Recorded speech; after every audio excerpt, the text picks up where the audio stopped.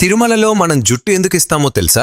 మొట్టమొదట వెంకటేశ్వర స్వామి ఒక చీమల పుట్టలో ధ్యానం చేస్తూ ఉండేటప్పుడు బ్రహ్మదేవుడు ఒక ఆవు రూపం దాల్చి ప్రతిరోజు ఆ చీమల పుట్ట దగ్గరకు వచ్చి స్వామికి పాలిచ్చేవాడు. ఒక ఆవుల కాపరి అది చూసి కోపంతో ఆవు మీదకి తన గొడ్డల్ని విసురుతాడు. ఆ గొడ్డలి నేరుగా వెళ్లి వెంకటేశ్వర స్వామి తలకి తగులుతుంది. దాంతో స్వామికి దెబ్బ తగిలి రక్తం కారుతుంది. కొంతకాలానికి ఆ గాయమైతే మానిపోతుంది, కానీ అక్కడ వెంట్రుకలు మాత్రం రావు. అలా ఒకరోజు వెంకటేశ్వర స్వామి కొండ మీద పడుకుని ఉండగా ఆకాశ మార్గంలో వెళ్తున్న నీలాదేవి అనే ఒక గంధర్వ కన్య వెంకటేశ్వర స్వామిని చూసి కిందకు వస్తుంది. తలకి తగిలిన దెబ్బని చూసి ఎంతో బాధపడుతూ తన తల నుంచి కొన్ని వెంట్రుకలను తెంపి వెంకటేశ్వరునికి ఇస్తుంది. అప్పుడు వెంకటేశ్వర స్వామి ఇలా చెప్తాడు, నా అందం కోసం నీ అందాన్ని పాడు చేసుకున్నావు కదా, కలియుగంలో కొండ మీదకి వచ్చిన నా భక్తులు తమ జుప్పుని ఇచ్చే సాంప్రదాయం మొదలవుతుంది. ఆ జుట్టు యొక్క శక్తి అంతా వేరే భూలోకంలో ఉండే నీకు దక్కుతుంది అని చెప్తారు. ఇంతకీ తిరుమలలో ఇచ్చే మన జుట్టుని